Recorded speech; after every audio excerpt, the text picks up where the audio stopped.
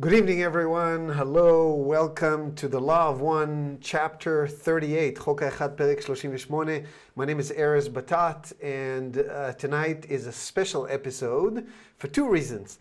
The first one being that I'm speaking English, as many of you have noticed already. And the second one is because we have a special guest tonight. It's not going to be a study session, but rather an interview with Jim McCarthy.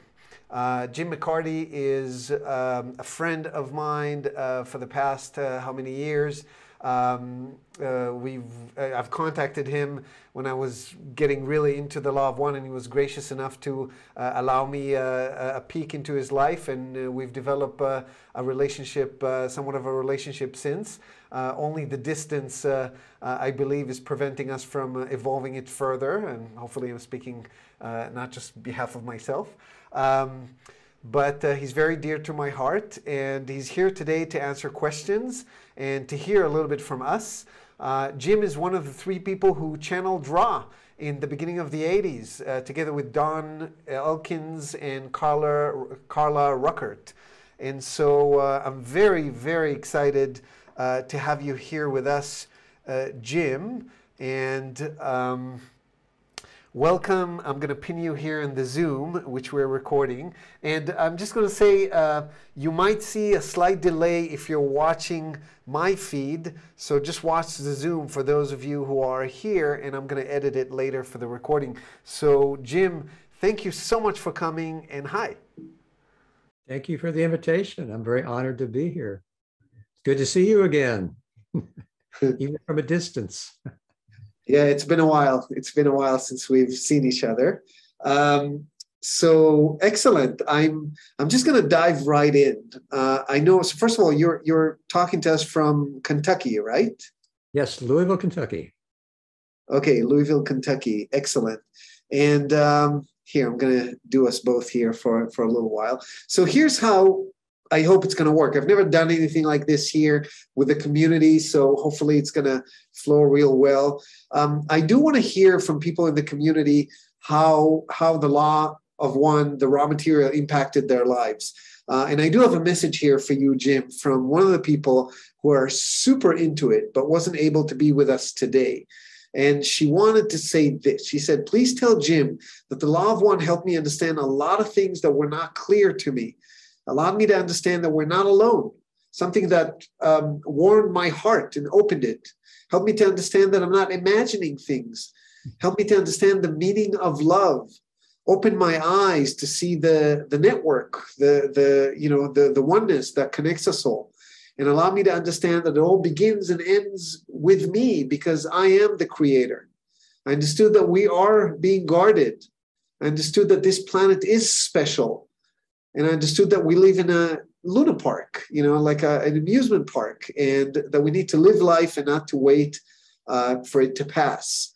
And please give him a deep thanks from the bottom of my heart. So I believe that that's the overall sentiment that a lot of people here in my community feel. And I want to invite maybe a couple of people who have something to share with Jim. If you want to say something, now would be a good time, and then we'll just dive into the questions. Would that be a good thing? Is somebody brave enough? Somebody wants to say something. Let's see. Pin myself. Anybody, just take yourself off of mute. And I would say something, Erez. Oh, hi, Kelly. Hi. How's it going? For people in my community, Kelly is a dear friend from the United States who, also a Law of One fan.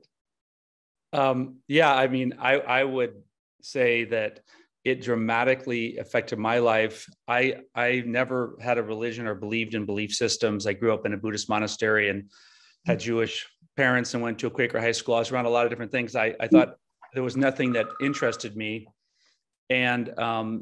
And then I had three friends who are scholars, one of them being Erez, call me up and say, Kelly, have you read The Law of One? Because I think it might be true. And so I read it, and I chose it as my belief system, and it has influenced my life, and I basically accept it as truth. And I I talk to others about it and teach it, and it's been very influential. Thank you, Kelly. All right, so I'm kind of trying to work things out here via Zoom. The whole spotlight thing, not my specialty. Let me put you on spotlight. Oh, you are on spotlight, Jim. So everybody sees Jim kind of big, right? He's big on the Zoom thing, right? He's spotlight for everyone. Okay, so I'm just going to go ahead and ask some questions, and we'll just do it this way, Jim. And so I divided the question. I got tons of questions. We're not going to have time to do them all today. So if we're all having fun, you may have to come again. So I'm going to divide it to channeling in general, and then a little bit about your story, about the story itself. A lot of people in the community are super interested in the story. And then technical questions, like people want to pick your brain about, more information. So we'll start with this. I know that these days you're channeling an entity called Quo. And somebody asked, can you tell us a little bit about Quo and its connection to Ra? And a little bit about the difference in the channeling technique between the two and the result in terms of the way you're channeling it and the information, like how much is the individual thoughts are creating the experience, and is the collective wall thoughts what gives it consistency, if that makes sense? Hope I can remember all of that. The difference in the way that Quo is channeled than from what Ra was channeled is that Quo is conscious channeling. Whereas in the Ra contact, Carla was not in her body and Ra was not in her body, but used her body to make the responses to Don's questions. So it's very different. Quo turned out to be a channel that began in 1986, 2 years after the Ra contact was over. And when Carla and I asked Quo who they were, they said that they were somewhat different than the previous planetary minds or social memory complexes such as Ra we'd channeled before. They were a principle of three different social memory complexes. The first one was Hatan of the fourth density, which was the first group mind or planetary mind which was ever channeled at Eleanor Research back in 1961. The second one was Latui, which is a fifth density social memory complex of the wisdom density, which was the entity that Carla was channeling before the Ra contact began. So Hatan gave introductory information from the fourth density of love, and Latui gave intermediate information from the fifth density of wisdom. And then the third entity that is their social memory complex that is part of the Quo principle is those of Ra in a what they call a step-down fashion that did not require trance, but was also not as precise in their enunciation of principles. So the basic type of message, the way it seems to differ from the Ra contact, is that especially, and by the way, certain instruments do affect the nature of the channeling through Quo, because the Confederation of Planets in the service of the Infinite Creator, which all of these entities are part of, have always said that they used the instruments, whatever instrument was channeling, they used their personal journeys for maybe 20 to 30% of the information so that it would validate each channel's journey and give a certain flavor that they could build upon and extrapolate from. So the way that Quo seems to differ from Ra is that in general, they are more poetic, and especially when Carla channeled Quo, because she had so much information in her mind already that they could use of that type of a nature. Carla always suggested it was a good idea to furnish your mind with as much solid spiritual information as far as you knew, so that it could be used by whatever entity was channeling through you. So that's the basic difference of the type of information that comes through. Over the years, we've gotten about 1,600 different sessions with those of Quo, and all of those are accessible on our new website, www.llresearch.org. And all of the information that has ever been channeled through LNL Research is available for free in the form of PDF downloads on that website. That's awesome. Thank you. I think you told me once when I asked you this question, something about that approximately 30% of channel, when you're doing conscious channeling, about approximately 30% comes from us and the rest comes from the entity. Is that still your opinion? I think it was many years ago in 2017 you told me that. I would imagine that is still the case. We haven't gotten any recent information that says they're any different to that. So I would imagine so. Yeah, that's interesting. So it basically makes the raw material extremely unique as a channeling literature, because there aren't too many where, you know, if any, I don't know of any, where or maybe Edgar Cayce a little bit, but that's also different because he was still in his body, but it was a dreaming type of thing. But nothing like Ra, if I'm not mistaken. Are you familiar with anything like it? No, I'm not. When the channel leaves her body, that is something that is unique, and we never knew how Carla left her body. It wasn't, she didn't ever study that. You know, it was just something that happened. It seemed to be a gift that she brought with her into her life. When she was 2 years old, she had surgery to correct her left eye was pointed towards her brow. And as a result, she had to wear glasses. And when her mother put her down to sleep in the crib next to the window, Carla would take her glasses off and put them in the blinds of the window. And at one point, a beam of light came through the glasses, her glasses, and she left her body at 2 years old and went through that beam of light to what she called her magic garden. And there the roses would twine around her arms, and there was music in the air, and there she met Jesus. And it was at that time, over the next 3 years, when she had many of those experiences, that she became a follower of Jesus. And that's also the first time she ever left her body. So it was a gift that she had from the very beginning. Amazing. Something that, you know, sort of like that ability was instated when she was young, and then, you know, everything happens for a reason. Yeah. We don't really know.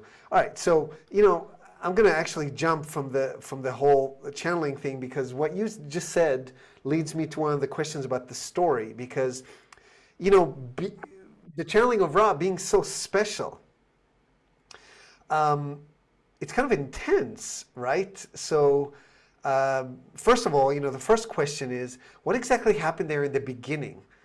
You know, the first channel, it's like, it's not like you knew you're going to channel Ra. So were you all sitting in a room and then Carla just started dropping into trance and started talking in this slow, strange manner? Who was there? How did they react? And when did you guys realize that you're witnessing something special? Well, I actually was not at the first session where Ra was channeled. Don and Carla were giving channeling lessons, conscious channeling lessons, to one of our Sunday night meditation students who wanted to learn how to channel.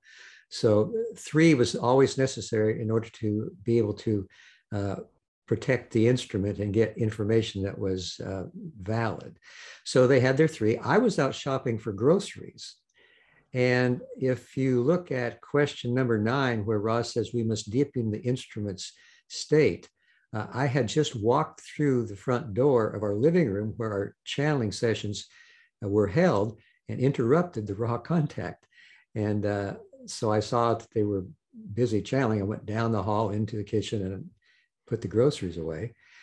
So what seems to have happened is that Carla just began channeling those of Ra and did not know herself what was going on, because she was very likely in that first session not in her body.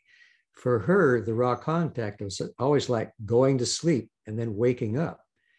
So when the session was over, Don was really excited because previous to that, he and Carla had been working on channeling for 19 years. He had gone through, as I said, the introductory information and intermediate information. And when he came into the office where I was, he asked me if I could transcribe that session as soon as possible, because this was the information we had been waiting for. And I had only been with Don and Carla for 3 weeks at that point.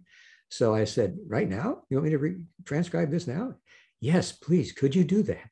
So as I was transcribing, I also realized this was information, the type of which I had never heard before. It was so precise and so profound and just so mind-blowing that we had no doubt this was what we were here for.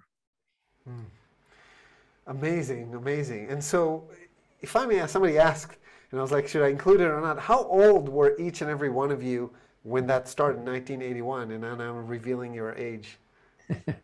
I was 33, Carla was 37, and Don was 49. Okay, that gives context to some people who want to kind of know where you were in life that way. And so one of the questions that I thought was really good, I remember that Don, I'm involving a question somebody asked, and my question in this, so it's kind of two combined. I remember reading somewhere that Don was surprised that he didn't have the audience that he expected and hoped for. I mean, it was one of the questions for Ra, and you know, it must have been super exciting, to say the least, to know that you're the only people on the face of this planet that are directly conversing with a being from another dimension, like directly, as opposed to regular, you know, conscious channeling. And how did it feel? Like, what was the feeling throughout this time, and how did the feeling change throughout the years? I think that the person who asked this question said, how did they go to sleep? Well, it truly was exciting. I mean, and especially for me, because I had not had the experience in the channeling that Don and Carla had. I had been coming to visit them from my place in the country. I was living in the woods of central Kentucky for the last year before I moved and joined them. And I thought the channeling was just wonderful. And I appreciated it all. But I also saw how different it was to compare it to the raw contact to any other channeling. So we were totally thrilled. We just, were living on cloud nine for a while. And we would get together the night before we would have a session and try to come up with questions that we thought were appropriate, considering this is information that we wanted to share with everybody on the planet. So that was the basic way it started. However, it was so frequently the case that as Don would ask one question, Ra would give an answer that was so amazing, so broadened in perspective and so deep in purpose that he would have to go down that trail there and keep following that line of questioning. So many times that would happen, and the questions we had intended to ask didn't get asked until maybe another session down the line, because Ra just had so much to say that we had never really considered before. And we just felt we were very, very blessed, and we're very glad to be doing the work and wanted to do it the best we could.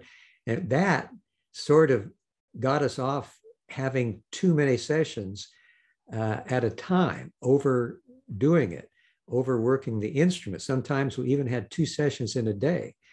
But eventually we did slow down and give a little more consideration to how, difficult it might be for Carla, because Ra said that for Carla, each session was like a full day's work, an 8-hour workday, and that she needed to eat a lot more food than usual in order to keep her body weight up, because she would lose 2 to 3 pounds per session with Ra. And that was kind of a mysterious effect of the raw contact that we never truly understood.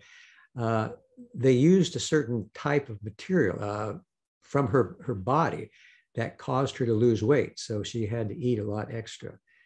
And so we modified a lot of things we did to try to learn how to do this, because the basic principle of how the raw contact occurred was to respect our free will and to not give us answers that would infringe on our free will. So we didn't learn everything right up front, right away, as to, well, you're going too fast, you should slow down. We had to learn that the hard way. And keeping our line of questioning in order. Ra had what they called a narrow band contact. We need to keep our questions always focused as much as possible on the evolution of mind, body, and spirit, not get into transient types of questions that didn't have any real spiritual value. So it was a learning process, and it took a while. I can imagine. And it must have been also very frustrating to know what you guys know and, having, a difficulty sharing it with the world. People probably thought you were crazy. And, and another question that was asked, did you guys tell a lot of people in the beginning, or did you keep it sort of to yourself in the beginning? Like, what was the notion like in terms of sharing it with the world? Oh, well, we told everybody in the meditation group, and all our friends knew about it. And, there were various responses. Most of them were very happy for us and wanted to join the Sunday night meditations. In those days, there was no internet, and there was no real good way to share the information widely. We advertised in various books, Flying Saucer Review, I remember being one of them. I don't remember the others right now, but we advertised, and the way we advertised was we had information that we felt was helpful in a person's spiritual journey. If they wanted to read the information, we'd be glad to send them the book for free. If they wanted to keep it, we'd ask for a donation. If they didn't want to keep it, then they could send it back to us. So that was the way we started. And those days, being the scribe, I would get letters from people that were now familiar with the information because they saw it somewhere advertised and ordered it and really enjoyed it. And we began our correspondence in that way. But there wasn't a lot of different alternatives available for making the information available then. And for a long time, it was still true, even after the internet came into being, basically in the early 90s, that we didn't have a lot of readership. That the way I put it in those days, we were somewhere between unknown and impossible to understand, or something like that. But as years have gone on here in the last few years, there's been an explosion of interest. And the books are selling well, and downloads for free are going out rapidly. So the word is spreading now. I want to say to the audience that, before we heard just from Kelly, if somebody wants to say something to Jim, if there's a question burning that you didn't send me in advance, just raise your hand, and I'm going to see it here, and then I'm going to give you the space instead of just like anybody has something to say. So feel free to just do a raise your hand via Zoom, and I'm just going to keep going. So we did this. Somebody asked, what has changed to your knowledge, if anything, from the information originally shared from Ra? Is it still all of it, in terms of as far as you're concerned, perfectly valid, or do you feel like there's any corrections, changes? What we got from Ra that you could describe as the law of one is what you could basically call part of the perennial philosophy. And this is a philosophy that's been available on planet Earth for time immemorial. Now, all the major religions, Islam, Judaism, Hinduism, Buddhism, and Christianity, all have mystical aspects. And it is these mystical aspects that have these principles of a law of one, which throughout the years has been called, like I said, the perennial wisdom. So this wasn't new information. This was perhaps put in different terms with words that were very precisely used. And maybe there was a bit more clarity in the way the concepts were presented, but it's still part of that wisdom has always been here on Earth, because the Creator does exist within each person. And each religion has reflected that to the pure seeker of truth. And it seems like, you know, it's kind of weird with Ra, because there's a tendency, at least for me there was, and I know for other people as well, if you believe it, then you believe it all. And if you don't believe it, then, you know, everything's kind of in doubt. But, you know, they, I guess, are so accurate. And so, you know, it's one of those things that if you believe it, and then you just take it as it is. And some things are harder to digest than others, right? You know, I think in this community, when I was teaching, a lot of things that were totally out there, people were like, great. And then when we were talking about, you know, the United States and Russia having access to technology, you know, flying saucers, then people were like, okay, that's my line. And everybody has their own line.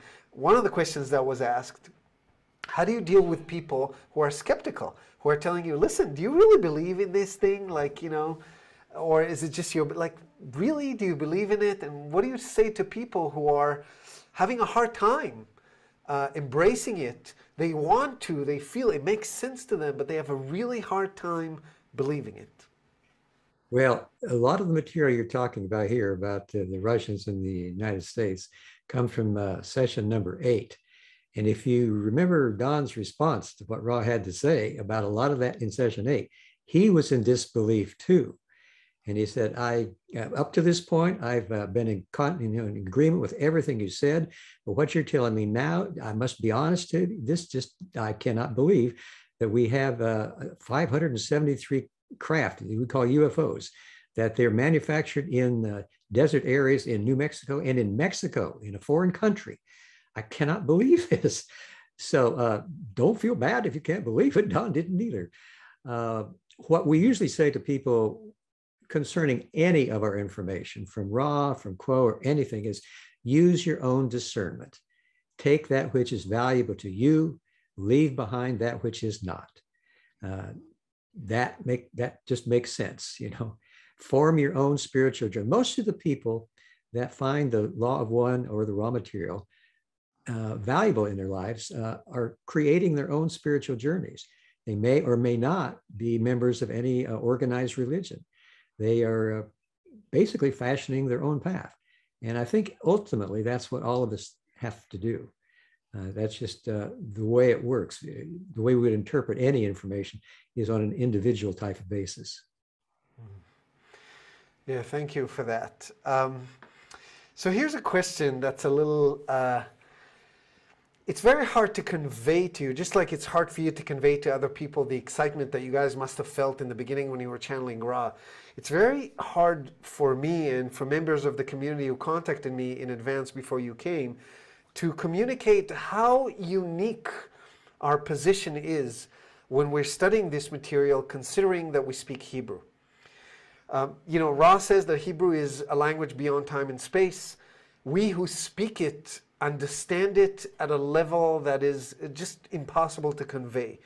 And so I was sitting actually with a couple of people and trying to form questions for you in a way that's going to make sense to you, and it was really, really hard.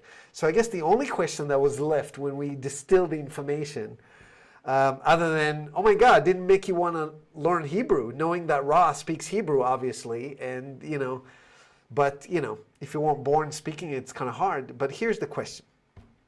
Ra says that the tree of life was one of the ways to study the archetypes.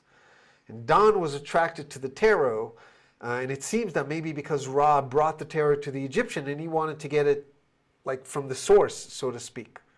But once you realized that Hebrew came from beyond time and space, did you at any point considering asking Ra about the tree of life as a way to study the archetypes, and especially after you realized that you were a bit stuck in your line of questionings about the archetypes? No, we never considered that, to my knowledge. When we were working with the archetypes, it was information that was totally new to us. We were not familiar with that at all. And so we had to work our very best to grasp what Ra was saying. So the way they had presented it to the Egyptians and had created it when they were on Venus was through what we call the tarot, basically through the major arcana of the tarot, not the minor arcana and not the court arcana. Those deal with astrology and came from the Sumerians and Chaldeans who called for this information from the heavens.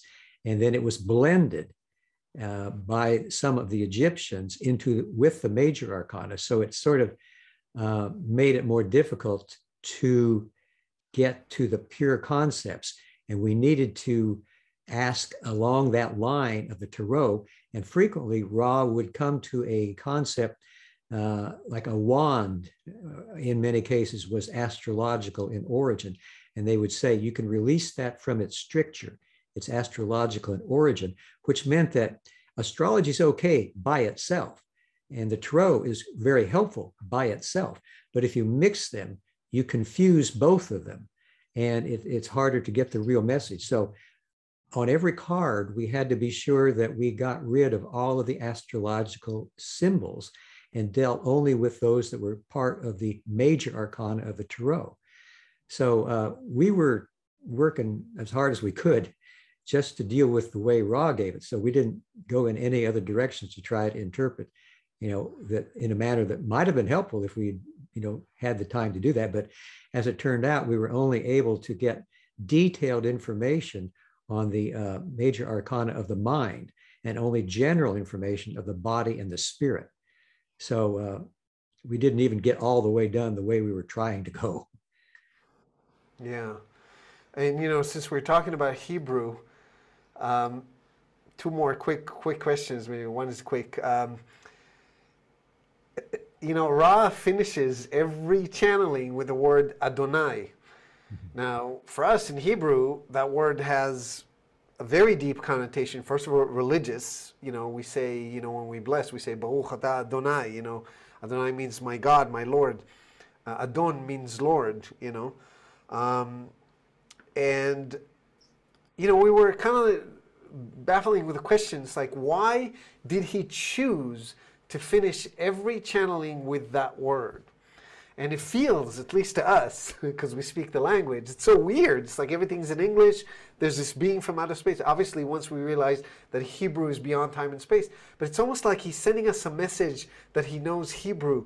Why do you think he chose to finish with this particular word instead of saying, my Lord?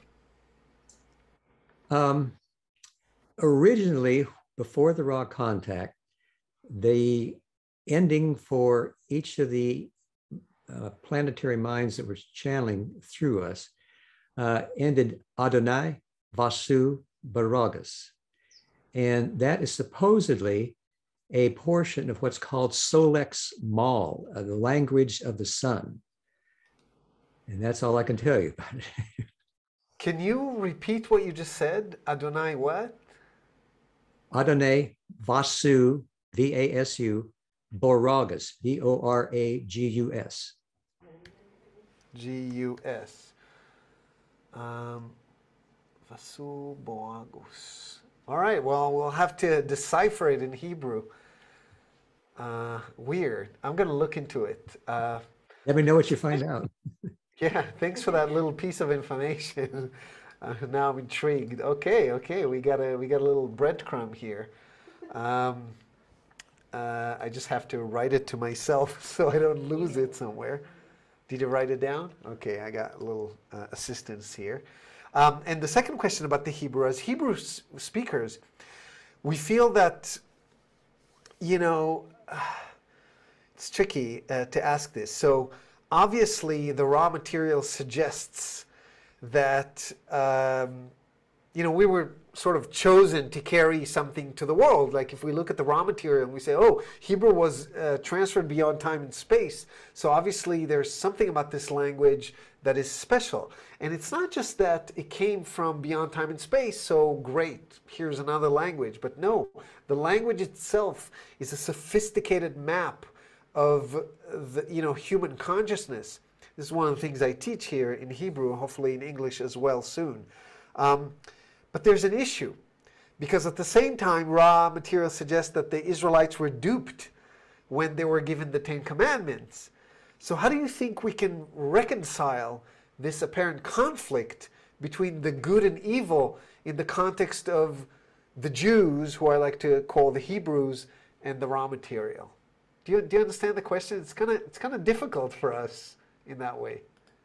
Well, I think that every major religion, as I said before, has a pure path to the Creator. But there's also negatively oriented entities that Ra described as being from the Orion complex that attempt to lead people astray and to be able to take them from their path and lead them down another path that will, in the negative entities' hopes, allow them to be able to control the planet itself. And so this may well have been what happened when, back at the beginning of the 75,000 year cycle of third density on Earth, there was a transfer of entities from the planet Mars that was necessitated because they had had war or bellicose actions that had rendered the atmosphere unlivable. It was not possible to live there if you were a third density being. So the Confederation of Planets at that time had a guardian by the name of Yahweh that made this transfer. And they attempted to genetically modify the Martian or people from the red planet in order to help them be more able to understand the law of one in its facet of the law of love, which is what we learn here on planet Earth. And this genetic modification was reproduced when the entities were on Earth in the third density living their lives. And this was done in the way of the normal sexual reproduction, where if you look at the Christian Bible of the Genesis, it talks about the sons of God walked among the daughters of Earth and mated with them. And that is basically supposedly what happened. And that again was an attempt to help the entities from Mars become more able to live and express the law of love, that aspect of the law of one that we learn here on Earth. So those entities of the Orion group decided to see if they could take this original population of Earth and cause them to follow the Orion group's philosophy, speaking the law of one in a way that was acceptable to begin with, and then turning it in a way that would be controlling of the entities of Mars. Now, they presented themselves to the entities of Mars as being the original Yahweh that was the Confederation origin, positively oriented. And they supposedly took them and chose them as the people they would try to make into an elite, and then be able to control the rest of the planet through that elite, because that's the way negative entities work. Well, it didn't work so well for the negative entities after a while, because diaspora occurred, and the people from the red planet who may well have evolved into what we now call the Jewish race, then were no longer able to be the tools, you might say, of the negative entities. The negative entities failed in their attempt. But that is supposedly the way that it all developed. And that's the best I can tell you. Yeah, tricky stuff. Are we going to have to reconcile the emotional piece ourselves, I guess? But, you know, it's tricky. It's tricky. And there's people in the community who are even religious people. And so far, everybody's been very open-minded. But, you know, it's hard for some people to hear the things that are written in the Law of One. And so it is what it is, I guess. Since we were talking about negative entities, I'm going to ask you, I know that Carla wrote a whole book about it.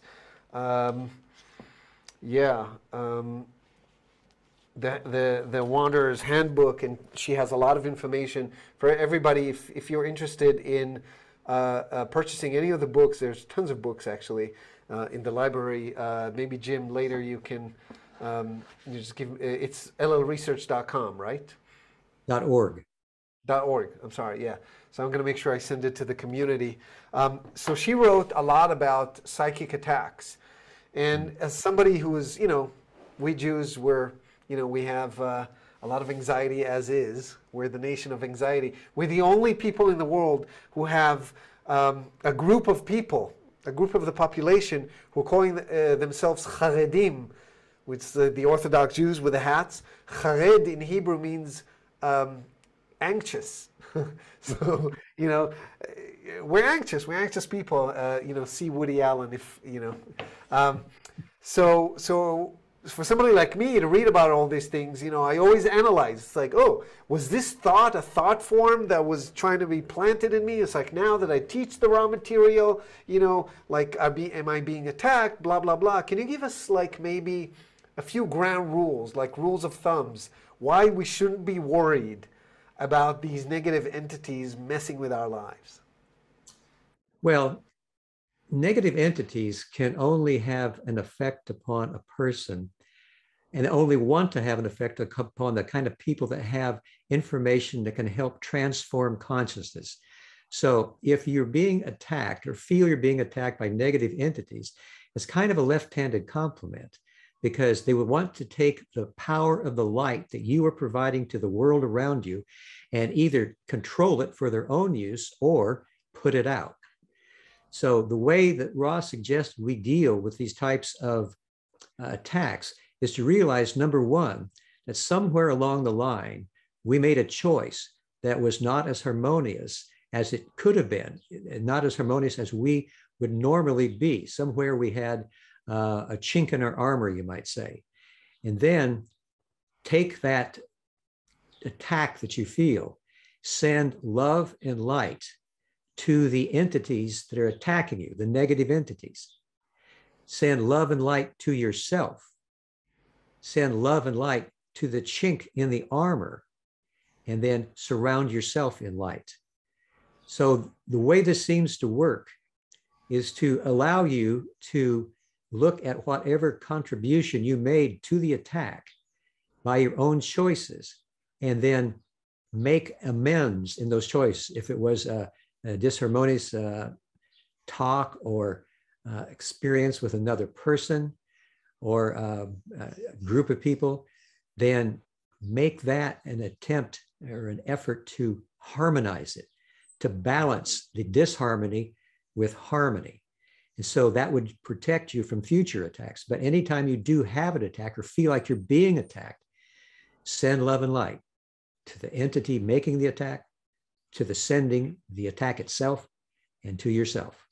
And that seems to be the way to do it, because that realizes the unity of all people, positive and negative. At some point, the negative entities will need to reverse their polarity and become positive in the sixth density, because that's where you have to see everybody as the creator and not just yourself. I know that there's a lot of, that there's at least two people in the audience, two visitors at least, so more than two people, because some of them are more than one person watching, that are channeling, actually.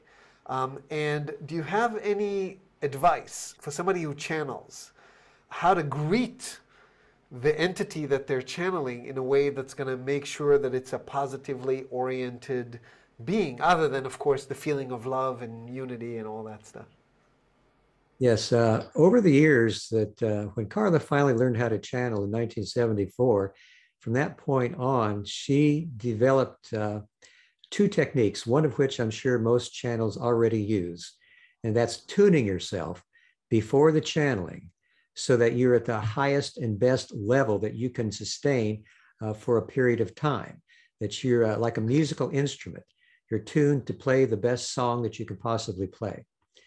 The other is something that we learned the hard way, and that is, because you're channeling, you're producing information that is filled with light. and love and can transform consciousness. As I said before, it is powerful information. Negative entities would like to have that power and use it for themselves. So they attempt to channel through positive channels their information, mimicking the positive information for a point or for a certain amount of time, and then turning it slowly but surely towards the negative. So the way that Carla decided and discovered that you could deal with that is to look within yourself for those spiritual principles which are the heart of your being, that those qualities that you live for, those qualities that, if necessary, you would gladly die for. Now, in her case, because she had that experience with Jesus when she was so young, she always challenged any entity that wished to speak through her in the name of Jesus Christ. She would say 3 times, "Do you come in the name of Jesus Christ? And can you say that Jesus Christ is Lord?" She would make that challenge 3 times. And by doing that, it was just as if Jesus was standing next to her shoulders so that no negative entity would dare lie. Now, you can challenge it, like I said, any quality you believe. If it's a saint, Buddha, Maharishi Mahesh Yogi, a quality like Christ consciousness, like service to others, whatever it is that has become your heart of the spiritual path, challenge in that name. And be sure that any entity that wishes to channel through you, every time you channel, is challenged in that manner. All entities of the Confederation of Planets in the service of the one infinite creator appreciate that challenge. All positive entities appreciate that challenge because they know how this all works. So that was Carla's 2 ways of determining she had a positive source on the line. Yeah, and if somebody in the audience wants a Hebrew greeting to add to the vast list that Jim just mentioned, then I know somebody who uses the sentence, Baruch haba b'shem Adonai, berachnuchem mibet Adonai, which is obviously quoted from religious scriptures. Wow, that's great. And, since we've been talking about the negative stuff, I'm going to actually jump to a whole different question. Something that happened to you. So Ross said at some point that you had an emotional/mental tendency to negative wisdom, which was lessening at the time. So I'm sure now it's maybe more lessened or gone altogether. And they also said that it manifested as anger/frustration for you. So the question is that somebody wanted to know, and me as well, how did you lessen it? Teach us. And how did you overcome it? And we're asking so that somebody who happens to have the same tendency might benefit. And of course, we would love to hear the spider story from you, directly from you. Being bit by the spider. It happened during that time, the spider story. Yeah. That disharmony that I created with Don was he, at the point where we were having the 3rd book of the Law of One that we self-published, ready to print. He wanted to put them all together in one book. And I was keeping the track of our money in the books. And I said, that's a great idea, but we don't have the money for it. But he persisted. He wanted to do that. And so I got angry. And I remember somebody rang the doorbell at that moment. And there was a couch in the way before he got to the door, that we separated the large living room into a smaller area where we could have our channeling meditations. So I hurdled the couch to express my anger. And later that night, the spider bit me and my body swelled up with, within 2 weeks, I gained about 30 pounds of water weight. Well, the way that I dealt with the anger/frustration was that apparently I had made a pre-incarnated choice that I wanted to find more love and compassion in my life because I had plenty of wisdom, but I needed to balance that with love and compassion. And the way that I did that is, I don't know if you're all familiar with Dr. Michael Newton. He wrote The Journey of Souls. In there, he has a concept called opposites programming.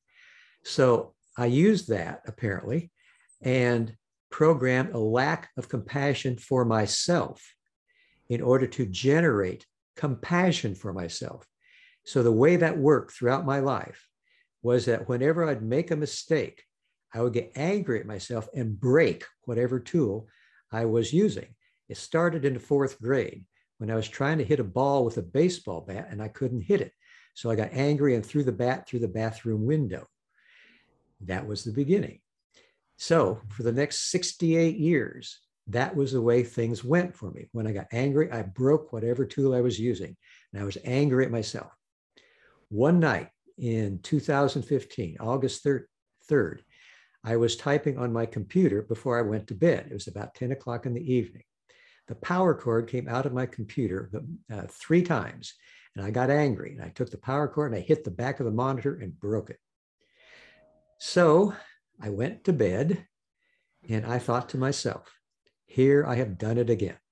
I've broken a valuable tool that I use and I need because I got angry at myself. And then I thought to myself, what if I could accept myself right here and now in the pit of my despair? All of a sudden, my heart started beating fast. Tears were running down my cheeks. And I realized finally, after only 68 years, I accepted myself and I loved myself. Now, that seems to be the way it is for many people, that some lessons are meant to last for most of the incarnation. So they make more of an impact on you when you finally learn them. So that's how it went for me. Wow. So first, I want to thank you for sharing your personal story with such openness and love.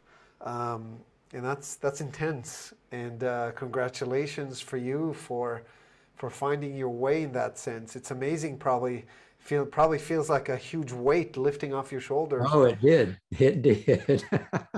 I was carrying it my whole life long. So you feel like the last 7 years, it's 2015, the last 7 years have been different that way. Oh, yeah. It's a lot better to love yourself, I tell you that. Yeah. Because then you can love other people. You can't really love other people unless you love yourself. Yeah. Yeah, it's amazing because, like in the real world, in the physical world, the illusion world, everything takes time. I mean, you can't get from here to there, or you can't, from 30 to 40 over one night. You can't rush a flower to bloom.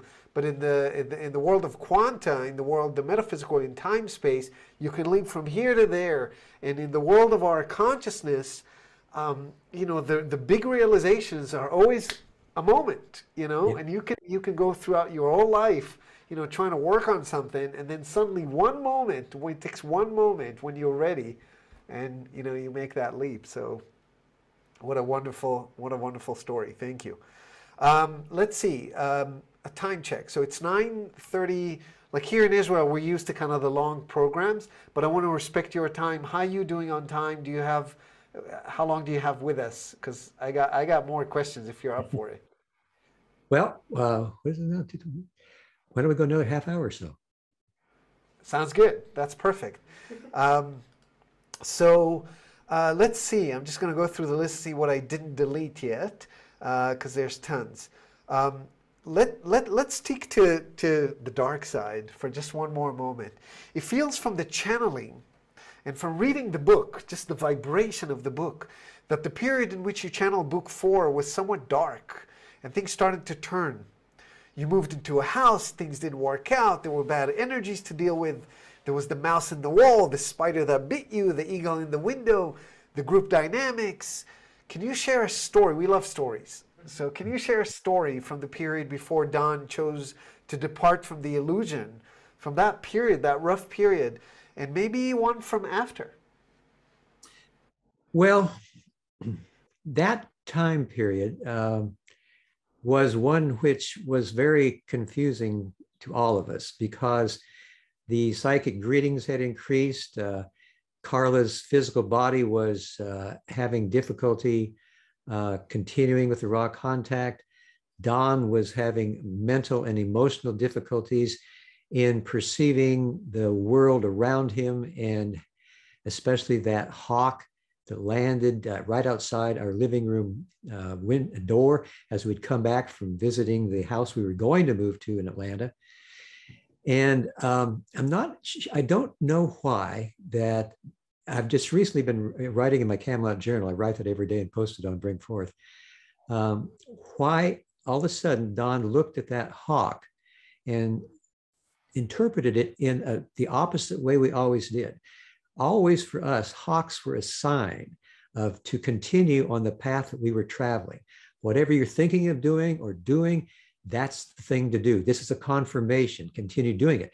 But Don looked at that hawk and thought that was not a confirmation. That was a sign not to do what we wanted to do, not to move to that house, which was only 3 miles from the airport in Atlanta. So he had to fly all the way to Atlanta before he could go to work. He was based in Atlanta as an Eastern Airlines pilot. And we were hoping to help him out by moving there, just 3 miles from the airport. But I think there must have been, I know that there was some worry in Don. At that time, Eastern Airlines wasn't doing very well.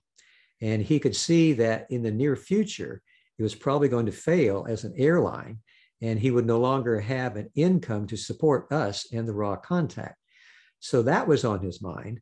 And that is a distortion, you might say, a worry about the future that you really shouldn't have to be concerned about when you realize everything up to this point has worked out the way it should. But he was worried. He was very careful. He's very cautious. And I think that carefulness and cautiousness turned into a type of worry that was not healthy, a worry that he couldn't contend with, and that he became paranoid. So the worry became paranoia, and he was afraid that we were going in the wrong direction. So from that point on, we had to work real hard just to maintain. That was about from session 100 to 106.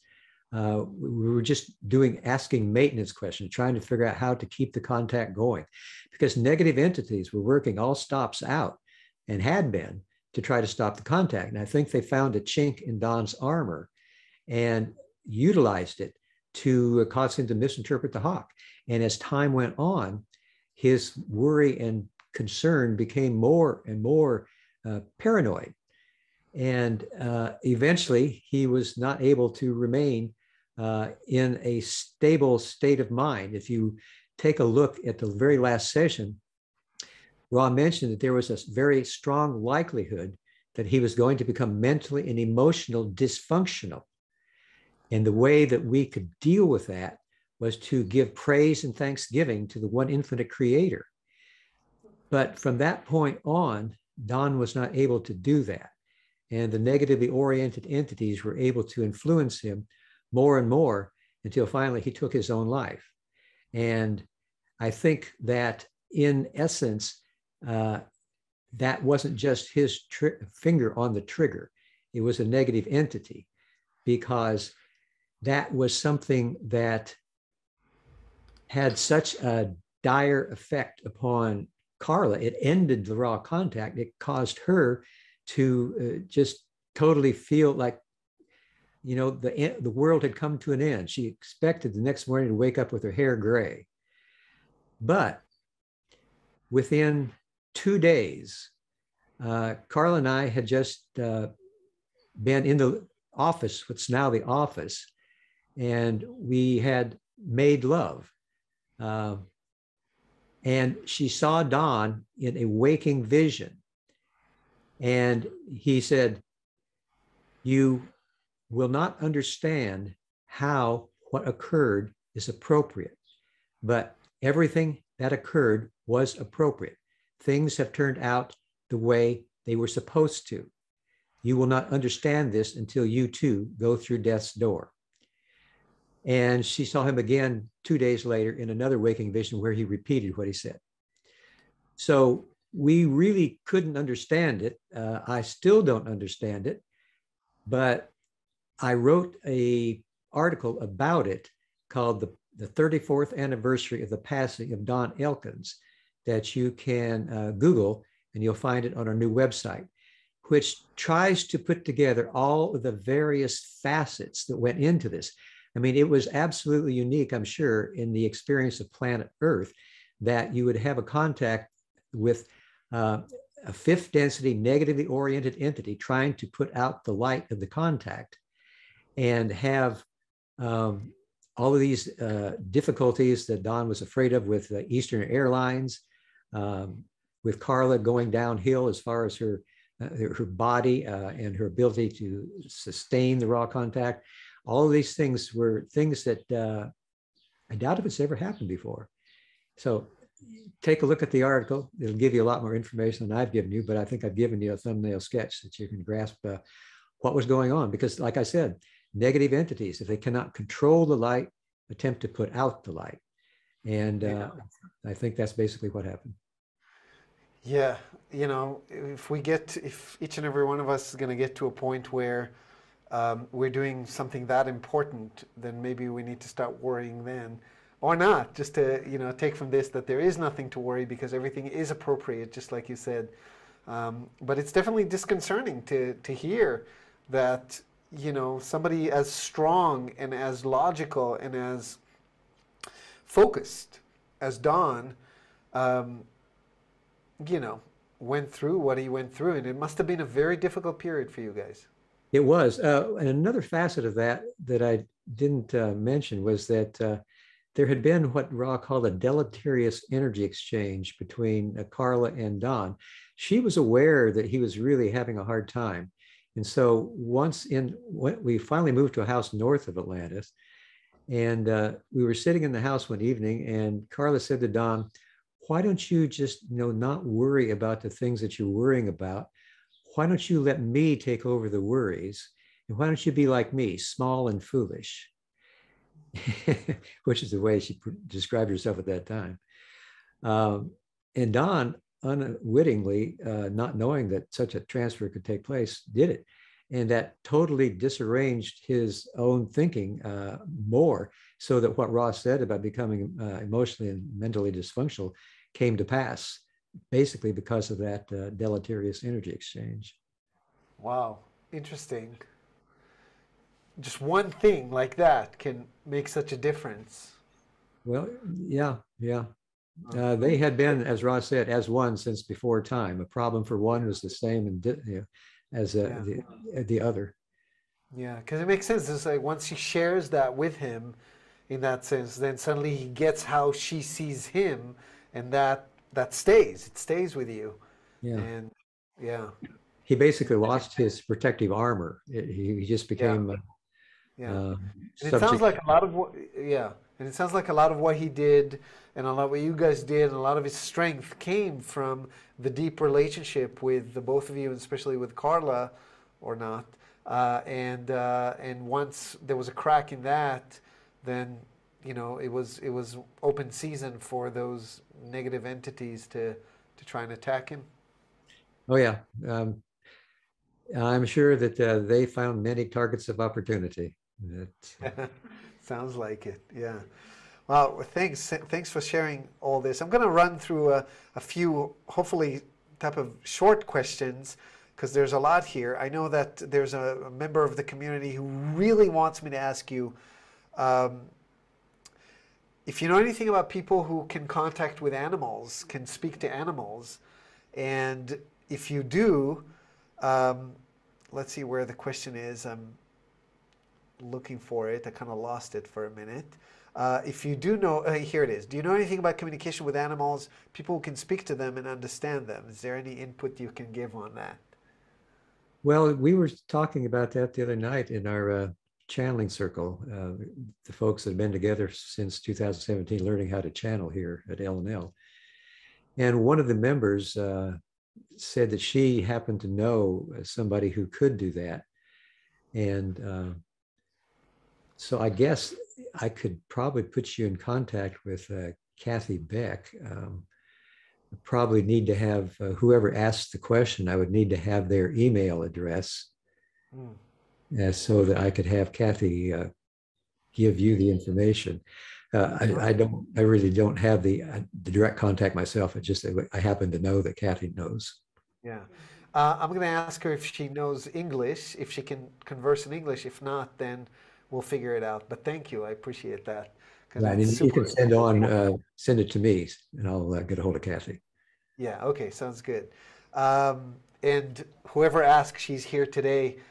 Just remind me via WhatsApp, because I will forget. I'm leaving town in 2 days, so you know who you are. I think it was Kelly who spoke before, who asked, what life forms are fourth density on this planet right now? I think maybe mixed bodies. What animals are third density? Well, that's all subject to, we didn't get any information from Ra about that.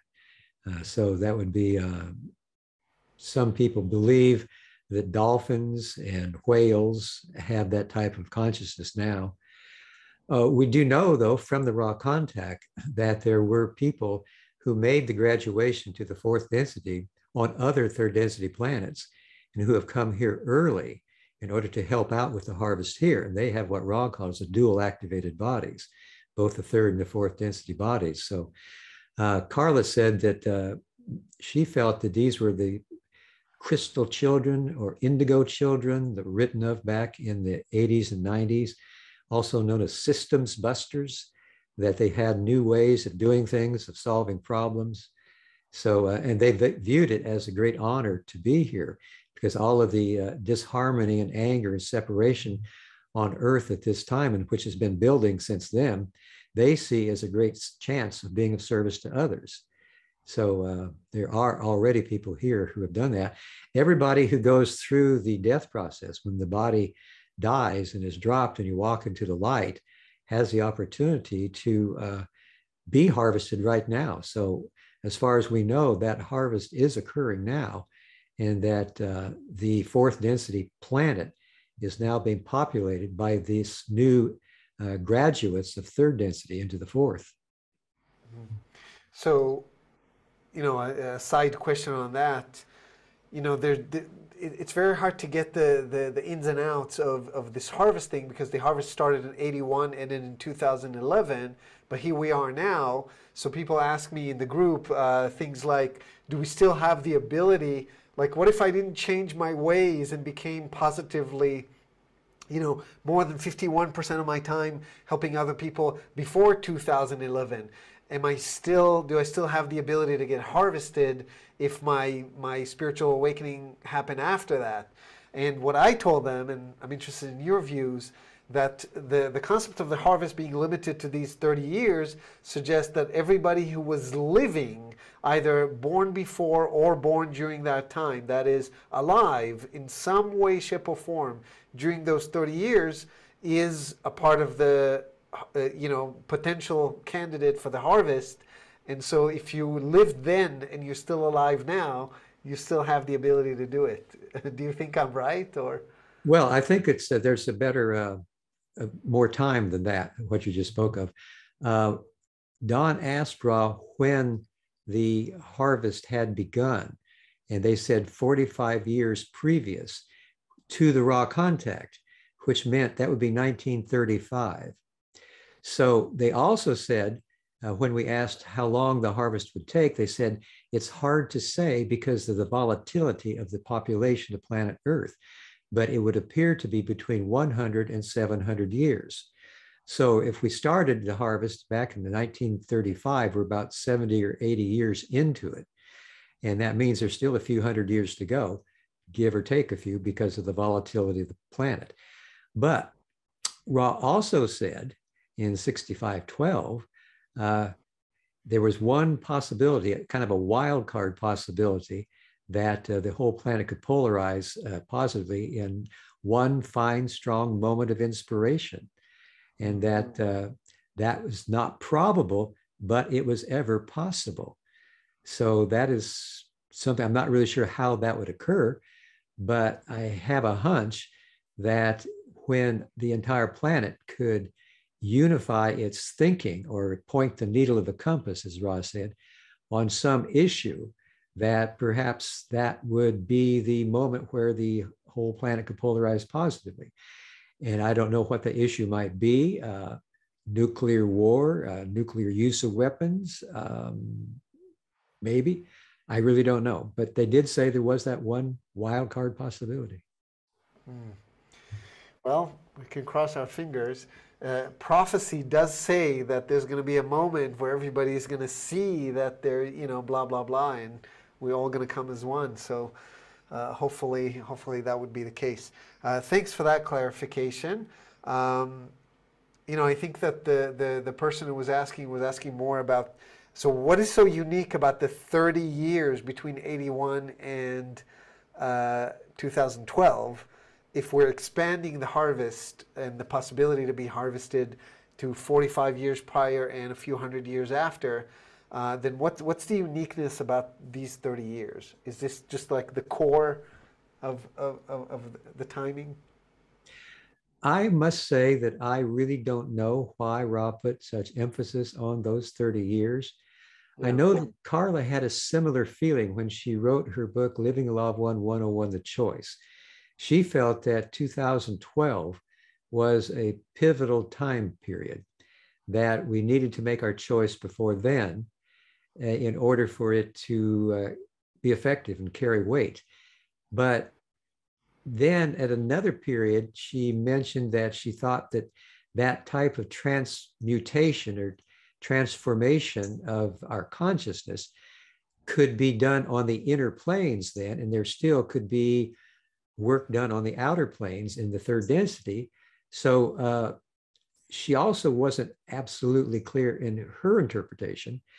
So we're still here. We still have free will. I think that in any moment that anybody decides they want to be of service to others and are able to manifest that at least 51% of the time in their thoughts, words, and deeds, that harvest is at the door. That's my opinion. I could be wrong. Yeah, mine as well. And, I'll support that from, the Hebrew teachings, that 2012, according to the Kabbalah, according to the Zohar, is the year where the galactic horizon has switched, i.e. our solar system is now in the light side of the galactic horizon. We were in the dark side before. And of course, it relates to the Mayan calendar, blah, blah, blah. So, and it relates to the 6,000 years that are ending in about 200 years and starting the 1,000 years of the feminine. So there's a lot of supporting evidence for this, whole transition time. You mentioned before, the structure busters. I can't remember how you call them. System busters, yeah. The system busters, yeah. So in the Egyptian philosophy, we talk about the sons of God. You mentioned before sons of man, but there's also sons of mind that would come later in the prophecy. And some people, including myself, thinks that this is why we see a surge in autism, because autism is really a superpower that we just don't know how to interact with, and therefore there's sometimes developmental problems manifesting. But this is the future, the joining of the. So that was kind of my 2 cents on this whole thing. I don't know if that helped. Quo agreed with your point of view on the autistic people. We had a channeling a few years ago on that, saying that they had another way of looking at things, and they could be great service in the progression of the planet into the fourth density. I'm going to look into that, because I do check Quo every once in a while to see if there's any complementing material. I search for the word Hebrew and read each and every entry on the word Hebrew there. So I'm going to do the same on autism. Yeah. Our new website is searchable, so you can click on the little magnifying glass at the top right and search any term you want to from the whole website. That's how I did it.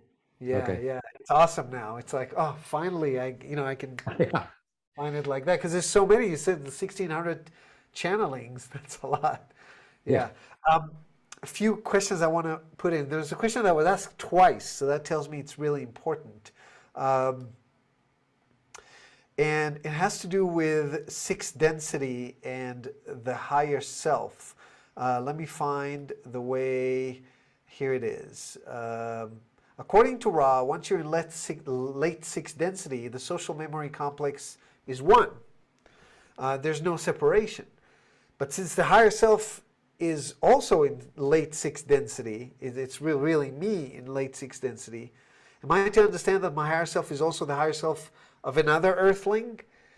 In other words, is Ra the higher self of all the people of Venus, or everybody has their own individualized higher self? And I'll ask it in the other way that the other person asked, very succinctly and with brevity. How does sixth density oversoul exist if it's in a social complex? Well, each social memory complex has its own oversoul, according to Ra. And also, there's what Ra calls a mind-body-spirit complex totality that exists within the seventh density, and that we all have that also to call upon, along with our higher self, when we're here on Earth trying to figure out how to live our lives. So Ra suggested that our higher self and our mind-body-spirit complex totality and our own mind-body-spirit were all the same being. They're 3 points in a circle, and that we are all the same being, which is one of those paradoxes that's really kind of hard to visualize or conceptualize. But if everybody is one, then there would be subdivisions of that one that would be possible to express, it would seem. And that might be one of them, that higher self that everybody shares, along with the mind-body-spirit complex totality. And as Ra ended their response, they said, all begins and ends in mystery. So are we asking questions that some things Ra doesn't know either, right? Well, some things words cannot describe. Right, right. When we asked them, what about fourth density? Tell us what fourth density is like. They said, well, we can only say so much because there's so, words and concepts are not available in any of your languages that really can tell clearly what it's like. And when we get to fifth density, we're without words at all. Yeah. In sixth, so, we're just having to deal with what we've got. Yeah. By the way, tying with the previous question, did Ra say, or did I read it elsewhere, that some trees are early third density? Could that be? Trees can become fourth density, and sometimes are third density. The entities that came through from the Sirius galaxy and abducted Charlie Hickson in 1973 in Pascagoula, Louisiana, were evolved from trees. They were late third density, and they were able to travel through space in their ships and they had to view Charlie Hickson's war experiences as if they were viewing a movie, because apparently it's necessary for every entity that is conscious and wants to move into third and fourth density to be aware of what it is like to be in disharmony, to be at war or in bellicose actions, because that is their study of movement. Being trees, they came from a meditative state. In order to balance that meditative state, they had to be able to comprehend the opposite, which would be a warlike state, opposition. And that's why they spoke with and observed Charlie Hickson. So, yeah. Go. There's so many questions. So let's see. I do want to ask this. It's kind of a difficult question. It came from me. I chose to enter one of my own. And it's something I have a hard time conciliating space-time and time-space. And I'll explain my question. I understand that time is an illusion. I get that space-time is 3 dimensions of space and 1 dimension of time. And that time-space is 3 dimensions of time and 1 dimension of space, the physics of Dewey Larson, all that good stuff. But obviously, Ra is also impacted by the linearity of time, since Ra said that he'll stay with us until the conclusion of the karmic event that they were involved in. And he says in numerous occasions when he speaks about time, the words, time as you understand or experience it. But, Don just never asked, how do you experience time, right? So how do you think, Jim, that Ra experiences time? And if we have 3 dimensions of time in time-space, how does the linearity of time still apply to all the entities involved in what happened here on this planet, even those that are not in our time, our space-time? Does that make sense at all? Yeah. Space-time in general seems to be what we experience right here within the third density illusion on this side of the veil of forgetting. Time-space, on the other hand, is what is experienced on the inner planes of the planet. It also can be called metaphysical or spiritual, so that we live in a world that seems separated, one from another, one person from another, one thing from another. We don't see the unity that means we are all one. All things are part of the one creator. But on the other side of the veil of forgetting, that is seen. And that area is described as time-space. Now, to go even further, Ra suggests that everything in the universe is existing in the eternal present. That everything that seems to be of a different time is really a timeline that is part of the eternal presence. Another one of those paradoxes that words really cannot describe. I'm sorry for having to say that again, but I think that's the case. Yeah, I understand. It's a difficult question to ask and to answer, and I guess I'll have to wait until I'm in the other side to understand it. Well, Ross said we're not a part of time. Basically, right. They describe themselves as saying that. Not a part of time. And yet, they don't know how it's going to end out. I mean, they only see the possibility, probability of how. So, right. Yeah, so, you know, it leads to that notion. It's like, oh, is there development, because they said they're unified, they have no conflict, you know, everything there is unified. Do they still have, what's going to happen here on this planet still has an impact on Ra's karmic energy because of their action on this planet? It seems that because Ra said forgiveness is the eradicator of karma, I'm sure they've forgiven themselves. But it's just interesting. I'm very interested in that connection, you know, between Ra and us, and not just Ra, the other entities from the Confederation who's done things here. So it's not a question. It's just, you know. Well, Don asked Ra if in our work with them, producing the information we did, if we were helping them to balance the distortions in the law of one for which they felt responsible. And Ra said, well, we do not mean to minimize your effort, but we do not expect to balance those distortions. What we hope to do is to give our best effort to do so. The attempt is what is important. And they would, at another point in the contact, mention that when we ourselves, as third density beings, attempt to live our lives in a spiritual sense, it is our intention that is important, because we can't know whether we're successful or not within the third density illusion, because understanding is not of this density. Yeah, thank you. Thanks for reminding me of that. I'll try to shove in one last question. You know, we all read the raw material and say to ourselves, oh my God, I wish I could ask this question, right?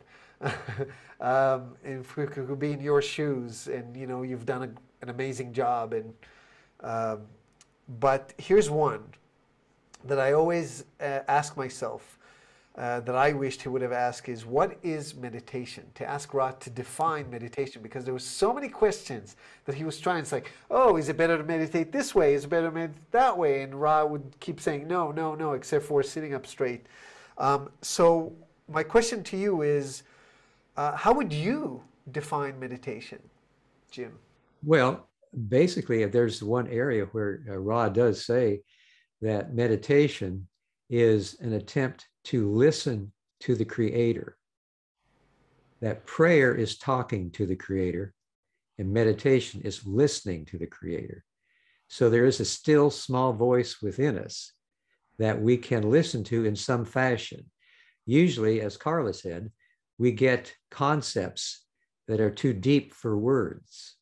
So it's not we're really listening for words, although words can happen from the creator in meditation. It's usually images, impulses, intuition, feelings. We're just listening. And I think that still small voice can also communicate with us in consciousness when we're not meditating. And I think these are often the intuitive flashes that we get, or the hunches as to what is appropriate for the moment. So basically, we're attempting to listen to the creator. There was a super quick question maybe in the chat that I'm super curious about. Ellie wants to know if during the channeling, Carla went through periodical physical tests, because it seems like her body went through something abnormal, and I'm guessing that's why he asked. So, do you have anything to say about that? Well, during the raw contact especially, Carla had previously programmed or pre-incarnatively programmed a weaker body complex so that she would not dissipate her energies of mind, body, and spirit in the outer world. She would concentrate of necessity on the inner path of her channeling, of meditation, of attempting to be of service to others in those ways.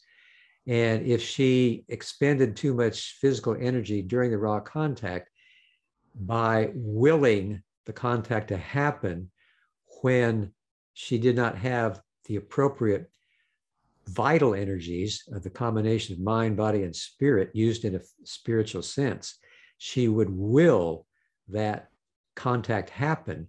And this is what Ra called her distortion towards being a martyr, to giving her life for the contact.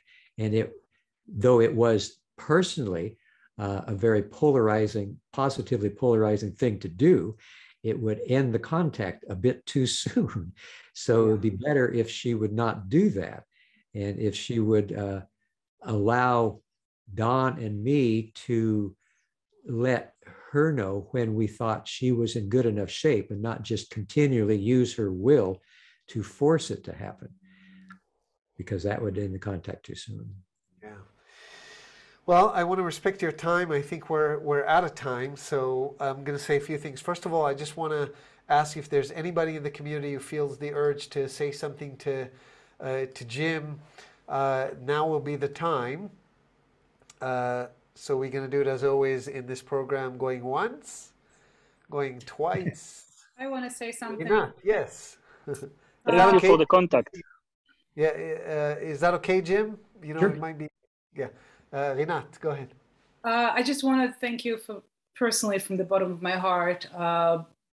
Once I got acquainted with this material, it just fell into place, because previously I practiced Buddhism. So the oneness was like, oh, there's another facet.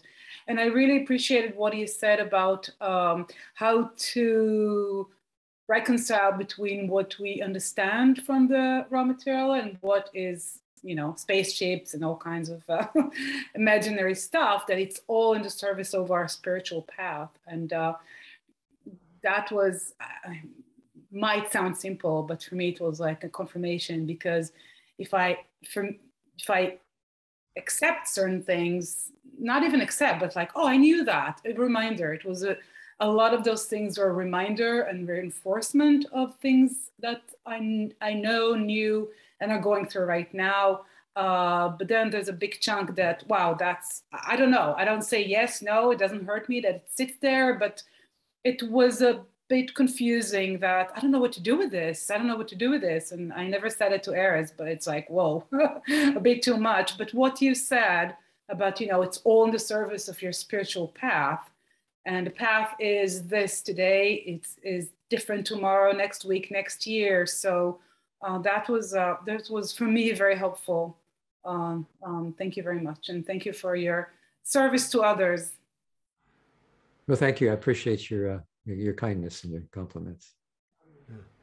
I heard somebody else who wanted to say something. Oh, Aviv, go ahead. Hi. Hello, Jim. First of all, you hear me? Yes. First of all, I want to thank you for everything you've done. It's very, really, sorry about my English.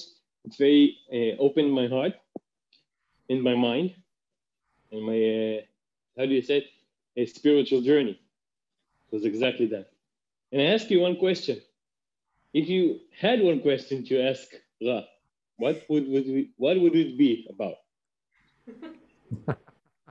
Oh, what a great question. Oh my goodness. Well, let's see.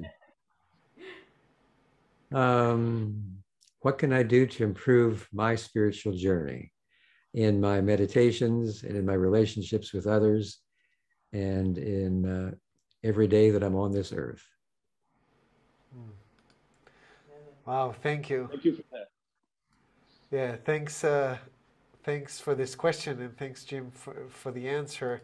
One last thing, if anybody, one last person, so we can let Jim go. I hear someone trying to speak. No? Okay. So going once, going twice, going thrice. I'm going to put everybody on mute for a second because I hear an echo, and please unmute yourself if, especially you, Jim.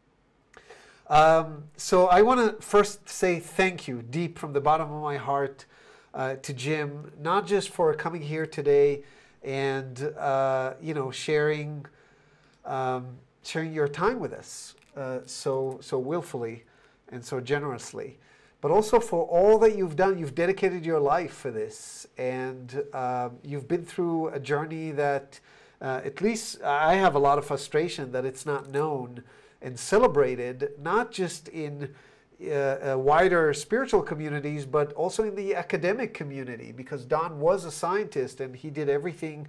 He used the scientific method, he documented everything. I mean, you all did just such a great job. So I want to thank you for that, and extend my thank through you to your colleagues who are in the other planes now. And I want to thank everybody who gave questions for this session. And I apologize to those whose questions were not communicated or answered. We'll keep gathering them. We've answered most of them, I have to say. We've answered maybe 75%. So that's pretty good. And we're going to keep gathering them. And when we feel like it's time, we'll ask Jim, and maybe he'll be willing to join us again. Our community is growing. And I'm going to keep teaching the Law of One until I'm, out of something to say, till we're done with the books. And it's just really nice to have you on our side. And we feel blessed. We feel blessed to have you here today. Well, it's been an honor to be here. I appreciate everybody's questions, and just want y'all to know I love you all. I wish you the very best on your spiritual journey. And may the Creator in you speak to you every day. Thank you, Jim. And for everybody, I'm going to send you in the group the website for LL Research. It's llresearch.org. And I just want to say, I said it before and I said it again. Every year around September, I believe, there is Homecoming, which is, if any of you want to visit Jim and the LL Research community in Kentucky. There's a gathering that is happening. It's usually, I've never been in it, but I can only imagine it's very magical. So, there's a bigger community around the world of Law of One lovers, and it'll be great for you to join it. So, anything else, Jim? Did I forget? I think we're good, right? I think we're good. I appreciate it. I look forward to our next meeting. Thanks, everyone, for joining. And until next time, as you recall, this is my last broadcast before I go on my summer vacation. We're going to come back with chapter 39 of the Law of One on September 7th. So thanks, everyone, for joining, and good night. Good night or good afternoon in the U.S. Bye-bye.